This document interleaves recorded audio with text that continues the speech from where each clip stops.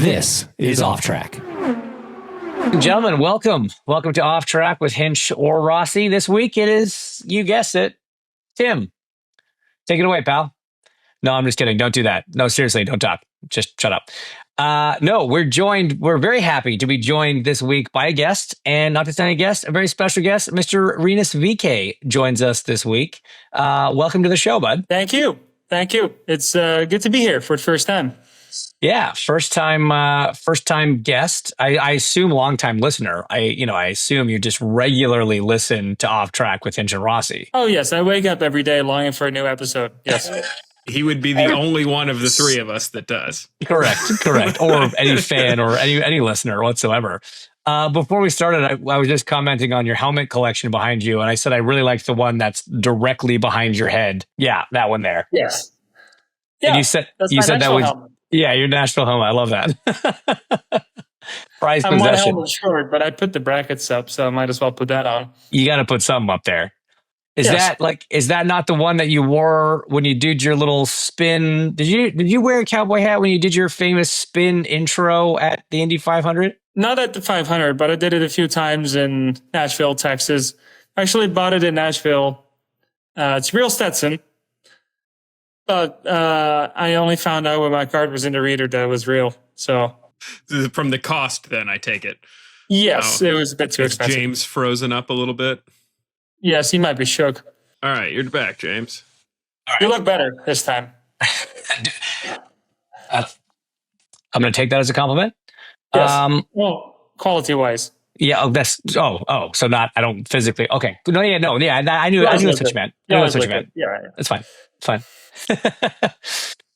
Well, yeah. Sorry for that little interruption. But Rinus, obviously, you're coming off an incredible weekend in Toronto. I'm still up in Canada. I can see you're back home. Tim didn't bother making it out for the trip, but just talk to me, man, about the feelings of getting your first podium of the year, first podium with Dale Coyne Racing last week in Toronto. Yeah, it was awesome. It was just it was waiting to happen. We had all these races back to back coming. Being a hard charger, coming from the back and really moving forward on strategy into the top 10. But we never really started up front. So that was going to be my focus. We just need to build a car that's going to be, good enough from the get-go and, something we can roll off quick and qualify well with. So we qualified 9th, pretty good, way better than, the best of 18th I had in the last 5. So then coming into the race, we just maximized strategy and we got it right once again, which, Dale Coyne Racing is known for. And, this is my first podium in 60 races. So pretty big. It feels good to be back on the podium. Yeah, no doubt. So, I kind of want to talk about a couple of things you touched on there. You've had this incredible run of top 10 finishes this year. And normally, as you kind of alluded to, they've been coming from further back starting positions than you'd like, certainly starting positions outside the top 10. So when you find yourself starting inside the top 10, you've got this great qualifying position in 9th, like you said. Are you more worried about maintaining that position? Or are you thinking, hey, if I can move up from 20th into the top 10, now that I'm starting in the top 10, top 5 is a realistic goal? Both. I would say yes. If you look at our stats, we should be moving forward. But also, it's you're starting in the back, kind of no pressure at all before the race. Kind of, whatever happens. We'll see out there. And now you're starting, 9th. You just have a bit more pressure, and you got to move forward. So I knew we were going to be on that kind of weird strategy to start with, going long on the alternates. But I had a lot of faith in it. I knew exactly what we needed to do to make that work. So even though we were struggling in the beginning, keeping them underneath, we had one less stop to go at the end. So when you talk about the kind of strategy play, because this was very much a strategy race, right? There were a few different times when the field split under caution, kind of Road America-esque in that sense. Dale Coyne Racing and Dale as a strategist in particular, he's known for being able to roll the dice and kind of read the strategy well. how much were you involved in those decisions that were being made when, well, I mean, obviously you were involved in the very first decision, which was to start on the softs and try to do it a little bit differently. But then as the race evolved and we saw some of the cautions come out and we saw some of the wrong decisions made by some big teams, what's that process like between you and Dale, on the racetrack, making those strategy calls? Well, I have to say, actually, this was exactly our plan, what we did. So before the race, kind of after warm up, which wasn't really a warm up with the little bit of driving we did in the wet, we basically made the plan to go long and, just kind of stick with it. So that's exactly what we did. And, I think it worked for us. We didn't have to do any crazy things out there on track. We didn't have to make any crazy calls, but that's how it went. We just kind of went with the plan. He's stuck again, huh? Sorry, man. We're getting you just fine. I'm up in the middle of nowhere, so my internet's terrible. I apologize. No, it's fine. This would be better if I had any insightful questions and could pick up the slack. But no, it was just awkward silence from me. Oh, the worst. See, Rinus, this is why we're not even sure why we hire this guy, why we keep him around. But it's fine. We all have these people. We all have these people. So, Rinus, tell me, coming into this year, you and I have talked, obviously, outside of this show, but about how the change from ECR came as a surprise. Dale jumped in pretty quick. Even though the deal wasn't announced until fairly close to the season, you guys did that test together in October at the Speedway. You were pretty confident, from an early phase that it was going in the right direction. So you probably knew a bit more than the rest of us. But when you came into this year, what were realistic expectations for you in terms of, how many top 10s you guys thought you could get and, what sort of position the championship you thought you'd be running in? I think a realistic goal for me was P16 or top 16 in the championship. And I would say, like 3-4 top 10s would have been, pretty big after last season for them with no finish better than 13th. So that was for me a realistic goal, but you never really know what to expect. I hated setting goals at the beginning of the season because I didn't know how we were going to be every weekend. So with obviously having a little bit of a momentum now behind you guys, have the conversations changed? Are you starting to expect more out of the weekend? Does that come with more disappointment if you don't get that? We've been getting top 10s most of the time. We've been doing so well. Yes, Iowa was a struggle. We didn't have any pace in qualifying, but still finishing 12th and 16th was pretty big. So as long as we keep maximizing what we have, strategies on our side, it's not going to be like that every race. So if we get strategy to not go our way and we still maximize, that's all we can do. So, I think we're at this point of the season where we know what we need to show up with every race every race coming up. So we've got that experience at this point. So, Rinus, with the success that you've had with Dale, and obviously it was a tough last kind of year at ECR, but it's just been such a revelation here. And you've talked about the sort of family atmosphere. It's the people around you that are really helping you kind of get the best out of yourself again. You're putting up these incredible results. I don't know. Are you allowed to tell us? Are you on a multi-year deal with Dale Coyne Racing, or is it a one and then see what happens? It's just a 1 year deal for now because it all came together so late. Both of us, I just took what Dale gave me. As you do. I needed to be in IndyCar. We've heard some things about the agreements that Dale Coyne drivers get or sometimes don't get. Hey, I'm driving. Happy to be in the car. Happy to be in the car. And kicking ass. My stock has gone up crazy since Dale hired me, so he made a good investment. So that leads me to my next question is, with only a handful of races left in the season, silly season starts a little bit earlier these days than it did 5-10 years ago. Has this led to conversations with other teams? Do you have any idea what 2026 looks like for you? Is it staying with Dale? Are you exploring other options? Kind of where are we at? He's got power seat, right? Well, we're not even sure he's not even sure about his future. But I mean, for me, yes, I'm exploring every option I see around me right now. Just seeing what is best for my career in the long term. There is some more chatter around me. Yes, there's some, some pulling on my shirt going on, but things are still moving, and it's still really dependent on other pieces of the puzzle. So, best thing I can do right now is just be successful, keep doing this. It's going to be good for me, good for Dale, good for whoever profits from it. So that's basically what my goal is for now, is to just keep doing what we're doing and hopefully get a top 10 in the championship. Correct me if I'm wrong. Mike Cannon's engineering you at the moment, right? Yes, he is. And so, Mike Cannon comes with, I don't even know how many years, decades of IndyCar experience and IndyCar success, not just experience. I mean, he's been winning at the highest level for a long time. Just kind of talk to me what it's like, getting to work with somebody that's got that sort of track record, and what has he kind of brought to your program, taught you as a driver? How has his experience kind of helped you perform in this new environment? Yeah, so he brings a lot of consistency to our team. I think that's the biggest thing. We had some success before he joined after the 500. But yeah, he just brings this consistency, like showing up with top 10 pace every weekend.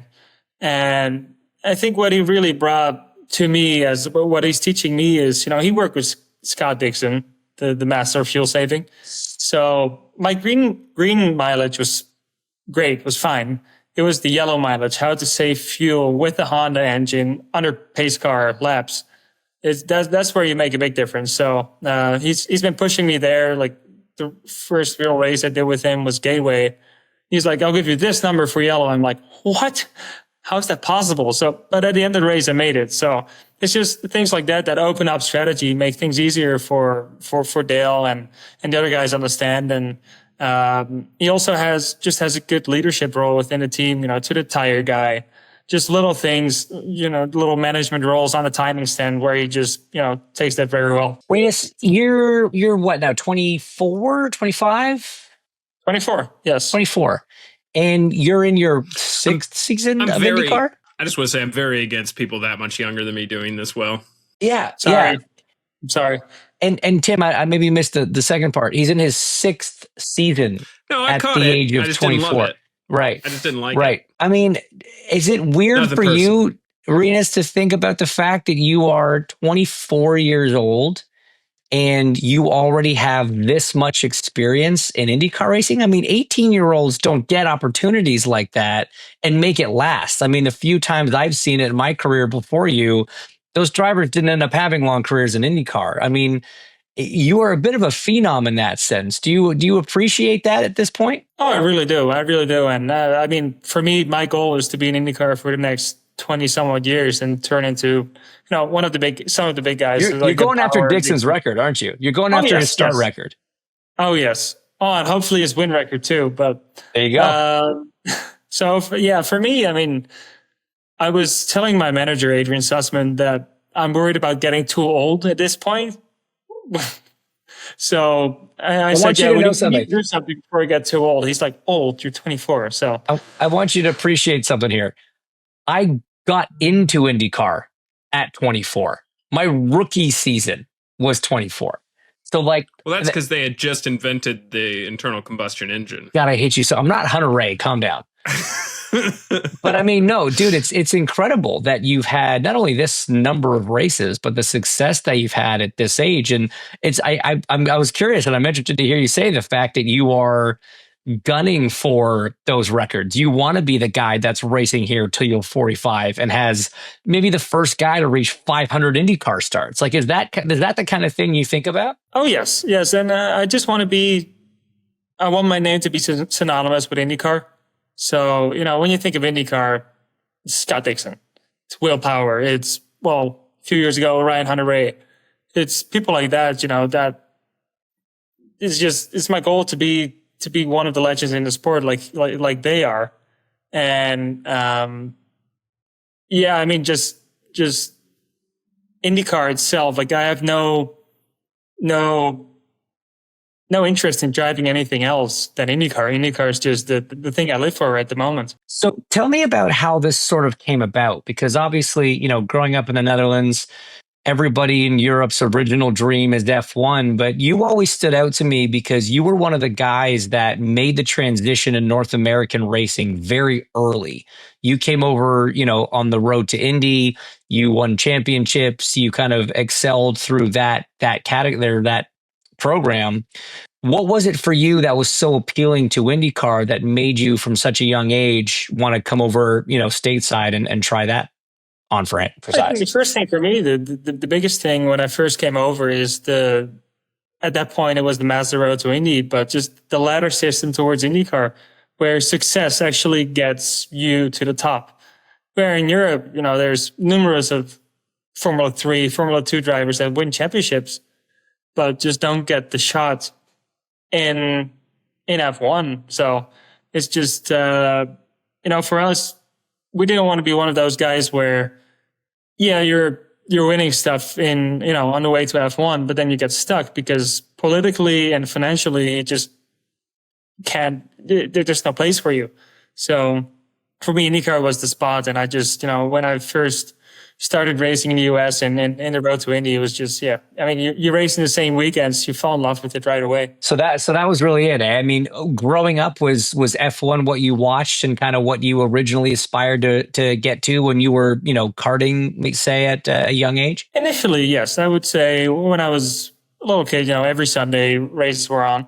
And I mean, Arie Luyendyk is not just a name in the Netherlands. He has a big identity. So I've always looked up to him, to IndyCar, and you just grow up with everything. You're go-karting.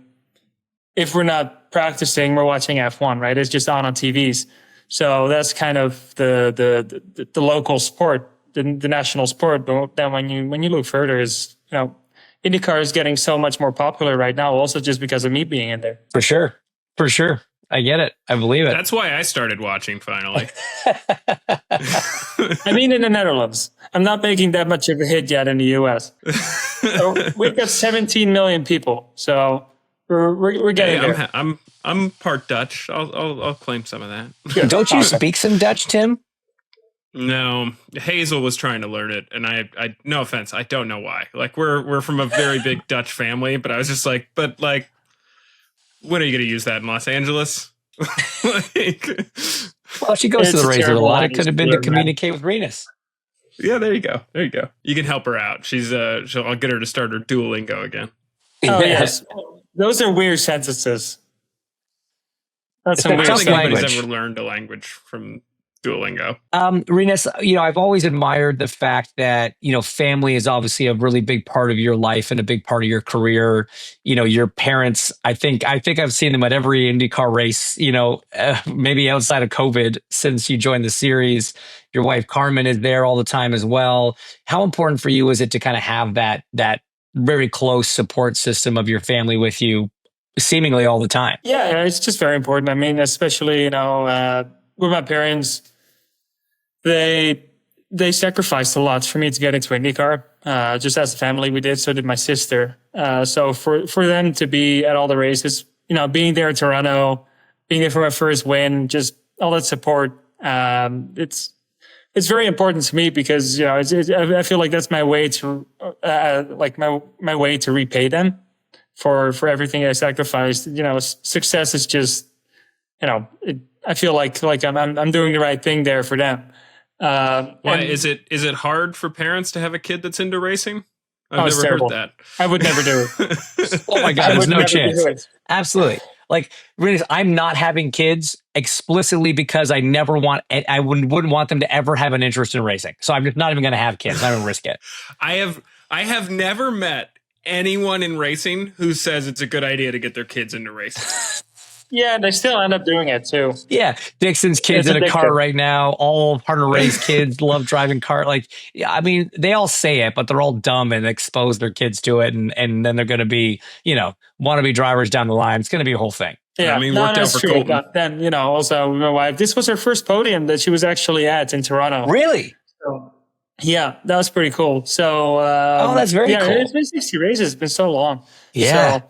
So, it's just awesome to be on there, have them around, and yeah, it's just like you said, a support system that really, it makes me feel at home, even in the US. And look, I mean, that support system is so crucial because a driver's career is up and down, right? You have good days, bad days. You have good years and bad years. And with what, you went through in this off season, I bet having that support system there and close to you was a huge boost and helped you kind of come back from that and find the success that you've had. So kind of on that same path, the success that you've had this year, like the podium even aside, I mean, all the top tens, all the strong results that you've had, the super strong Sundays that you've had, how rewarding is it for you as a driver, and how, confidence inspiring is it for you coming off a year like 2024? You have what happens at the end of the season, you're dropped by the team, and then to come back with the smallest team on the grid, the lowest funded team on the grid, all the things that people kind of associate with Dale Coyne, to come into this year and have hit the ground running, have all the results that you've had, now the podium to your name. I mean, how good does that feel, and kind of how important was it to you to really make a statement this year? Yeah, it was very important. It feels super good, not just for me, but also for Dale. We're kind of in the same redemption kind of story. Different ways we got there, but we both want the same thing. So, just the story makes it just so much better. When I was the last guy to be signed right before the season, now we've had 7 top 10s, which is my tied for best with 4 races to go. Really? And yeah. Your so best season, you had 7 ECR. top 10s. Yeah. So last year I had 7, which was my best in my IndyCar career. And now we're at 7. Well, I hope we can get to 10. So that, it's just so good. It feels so good. And, I mean, Dale Coyne Racing too, they make it all work. And with the family too, we suffer as a family, and we Succeed as a family. As a family. Yeah, exactly. That's awesome. That's so cool. Well, hey man, we were just so impressed with everything you've done all year, but especially that drive on Sunday in Toronto. I know that champagne probably tastes a little bit sweeter than any other ones that you've had. So congrats on that. Oh, yeah. We wish you all the best for the remaining 4 races. I'd love to see 10 top 10. Let's make it happen. I'd love to see a top 10 in the points. Let's make it happen. And then I'm super excited for you, man, for the off season, because we've got a longer off season than normal, and there's some movement happening in the drivers market. And I know that your name has now kind of reached fever pitch. It's top of the pile in terms of the drivers that people are talking about. So keep up the great work, buddy. Always been a fan. Always impressed with what you do, and can't wait to see what the last 4 have in store for you. Yeah. Thank you very much. Thanks for having me on the show. And well, let's do another one when I got 10 top 10s and top 10 in the championship. That's a deal. That's a deal. Okay. We'll see you at the end of the season. Celebrate the 10. All right. All right, buddy. Take care. This has been Off Track with Hinch and Rossi. Off Track is part of the SiriusXM Sports Podcast Network. If you enjoyed this episode and want to hear more, please give a 5-star rating and leave a review. Subscribe today wherever you stream your podcasts. We are at Ask Off Track on Twitter and Instagram. And if you want to follow us on Twitter, we're at Hinchtown and at Alexander Rossi. If you want to follow Tim, though we have no idea why you would, he's at the Tim Durham on Twitter. Find us on YouTube and subscribe to our channel for exclusive video content. Off Track is produced by Tim Durham, and by that we mean Tim.